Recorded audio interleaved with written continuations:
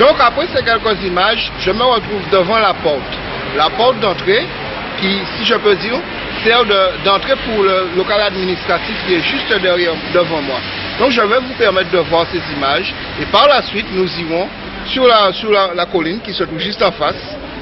En dessous il y a ce qu'on peut appeler un terrain de basket et nous irons juste au-dessus de la colline et nous finirons ainsi l'émission. Nous voyons ici le bâtiment administratif dont il nous parlait. C'est ici que venaient se faire payer les ouvriers.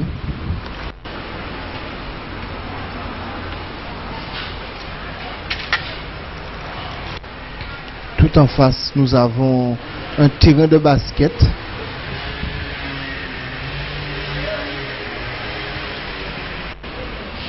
Et la porte d'entrée, la porte principale. Comme promis, je prends mon véhicule et je me dirige vers la colline.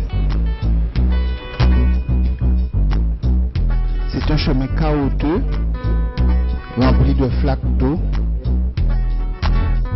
ce qui nous montre clairement l'état de délabrement de l'usine de Daboussi.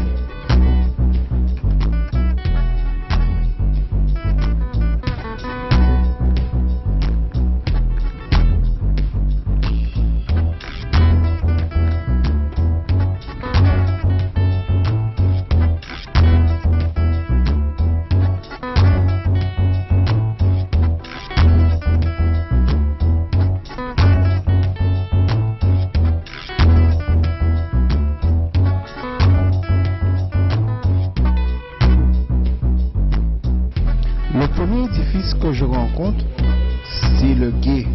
C'est l'endroit où se trouvait le responsable, celui qui permettait aux camions d'entrer dans l'usine.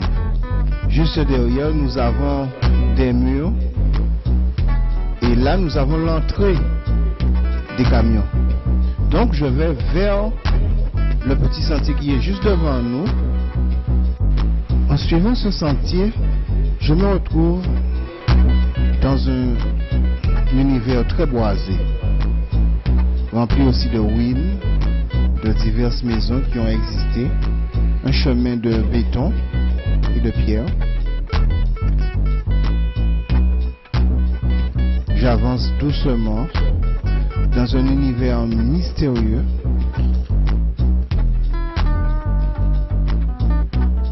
On croirait même que je suis suivi. Mais non, ce n'est qu'une impression. Les arbres majestueusement couvrent les ruines. Et petit à petit, je m'approche de la maison afin de la découvrir. Nous pouvons constater qu'elle est constituée de gros fers, c'est-à-dire des fers assez solides. Elle est de béton, on peut dire. Un béton ancien. Mais elle est très recouverte de lianes et d'arbustes.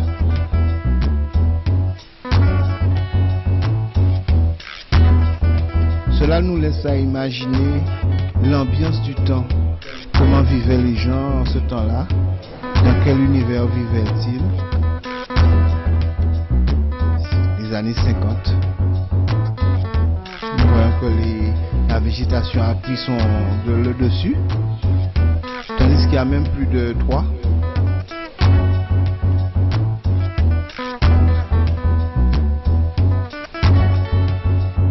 Quand nous regardons à l'intérieur, nous voyons quand même que les murs sont encore là, ce qui prouve de la solidité des maisons en ce temps-là.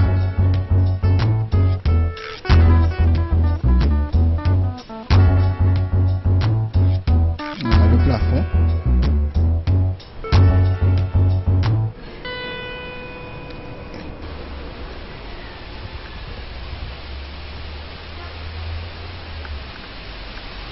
Et encore des murs, les fenêtres, les portes. Tout ceci nous laisse à penser de quel univers vivaient ces gens. Donc je continue mon chemin. Je continue vers le sommet de la colline. Je continue vers la découverte.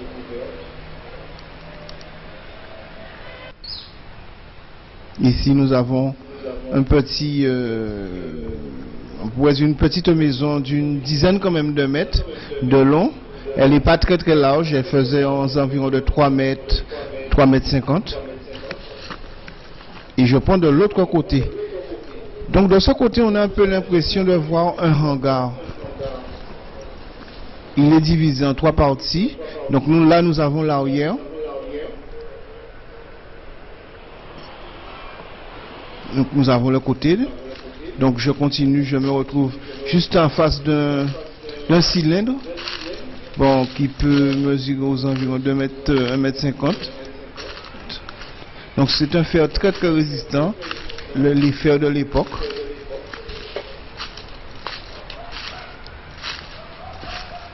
Nous voyons encore que les murs sont toujours là, les portes d'entrée, ce qui nous permet de nous rendre compte de la solidité des bâtiments de ce temps-là.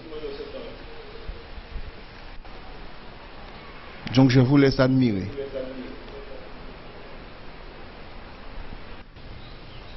Donc là, nous sommes sur le monde et nous voyons la toiture d'en bas, c'est-à-dire les bâtiments qui sont en bas.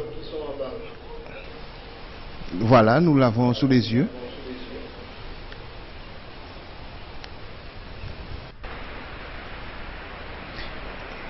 Et là, nous retournons sur nos pas.